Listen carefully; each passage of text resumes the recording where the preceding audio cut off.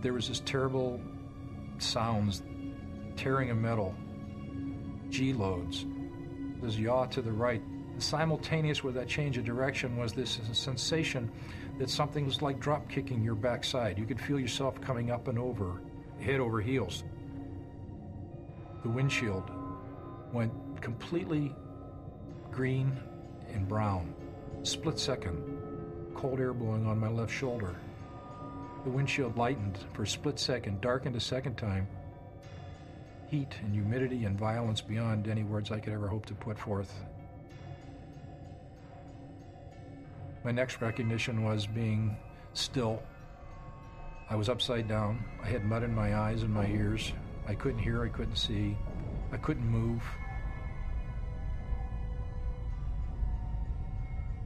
I could feel the blood flowing up my face to my ears and up to my hair. Tremendous pain. My ribs were broken and they'd punctured my right lung cavity and stuck in there. Just couldn't get a breath of air. I've got to stay conscious. If I lose consciousness, I'm probably going to lose it. I have to fight to stay conscious.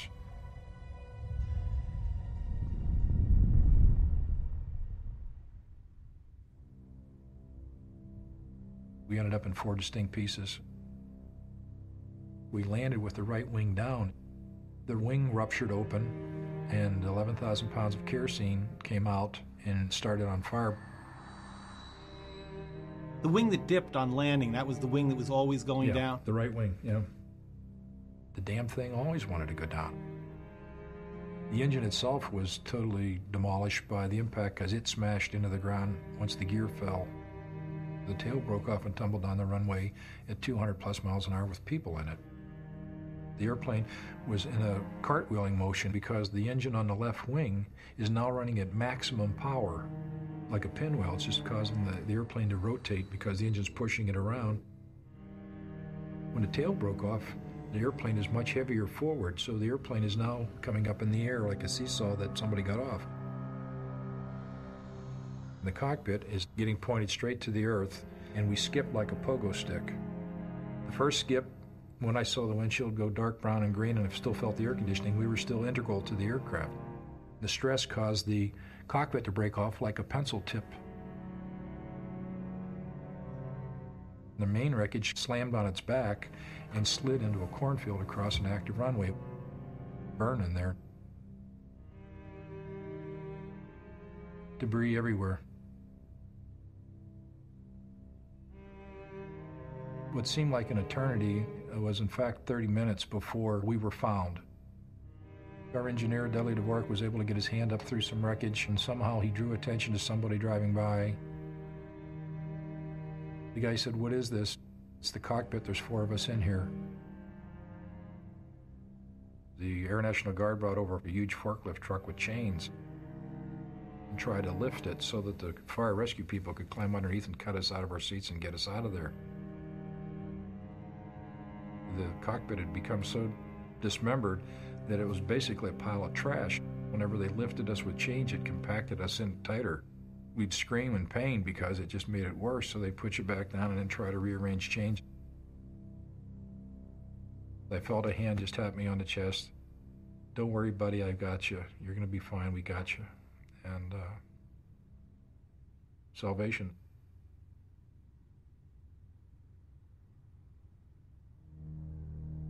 My wife was home at the time. She's been married to me from the day I started pilot training in the Air Force. Whenever an airplane crash happened anywhere in the world, she would get a phone call from our friends, and the question always was, "Where's Denny?" And this time when the phone call came in, "Where's Denny?" she said, "Well, hopefully he's on his way home from Denver." Our friend said, "Oh dear God, Gina, a United DC-10 from Denver to Chicago has just crashed in Sioux City. It's on CNN." And she dropped to her knees in tears. Tragedy in Sioux City. A United Airlines plane carrying nearly 290 people crashes at the Sioux Gateway Airport, killing someone. I never told her I was going to be on that airplane. I never said what flight I was going to be on. I could have been on the previous flight, could have been on the last flight, but she knew intuitively that was me. The plane was en route to Chicago from Denver when it had engine trouble and later lost hydraulic And if you pressure. turn on the television and see that crash, your only conclusion you could draw is, he can't be alive. Nobody could live through that. DC-10 swooped low around Sioux City and fell. We had friends gather, and basically it was a death watch at the house. And a phone call came in 4.5 hours later from the chaplain at Sioux City. Told my son, your dad's here, he's got a broken arm, he's skinned up, looks like he's going to be okay. The next day, a friend of mine got together a twin-engine airplane and got my youngest son, Brian, and my wife to Sioux City. Asked for me, and they said, well, he's in intensive care. No, there's got to be some mistake. We were told he had a broken arm and skinned up. That's true, he has all those injuries, but we almost lost him last night, and he's not out of the woods yet. They come into the room, and my son's 13 years old. I am black, blue, purple, green, machines, pipes, tubes, and I'm 3 times my normal size. He doesn't recognize me, he's terrified. My wife walked over to me, and I was on the morphine, and it has a lucid quality. Whenever it wears off, you're lucid for a moment before the next input. She looked at me, and I opened my eyes, and I saw her looking back at me, and she said, hi, I'm here. I love you. We can do this. Not you can do this, you poor slob. We can do this. The soulmate of mine was not going to let me go down. I said, honey, I need to know 2 things. And she said, what is it? And I said, did I make the runway? Because our salvation was at that runway. I had to get this airplane on that runway. That's where the emergency people were. That's where the response capability was. That's where the trained personnel were. It meant everything to me. That runway was absolutely critical. And she said, yes, you made the runway. And with that knowledge, I had hope that even though as beat up as I was, that everybody else was okay. And my next question was just that, is everybody else okay? And she realized I didn't know the truth. And she started to cry, and I had my answer. And I cried for 3 days, every waking moment.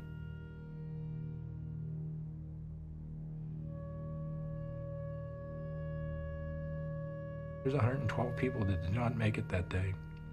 Some of them I knew, some I didn't. And I would have traded gladly my life for theirs because I had the responsibility in my eyes. We as a crew were able to save 184. But the rationale that these people lived otherwise wouldn't because of our actions doesn't somehow suffice to take away these feelings.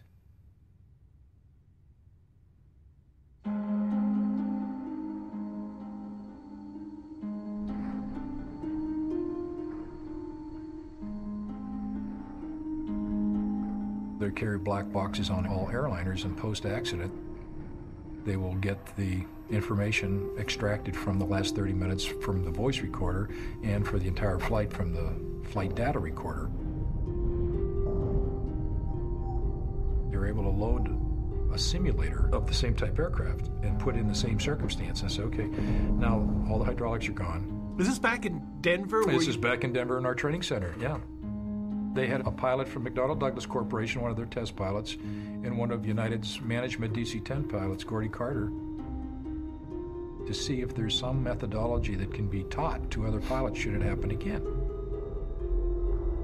They kept trying to do this in the simulator repeatedly, and they always had an unfortunate event. It would crash outside the airport by some distance.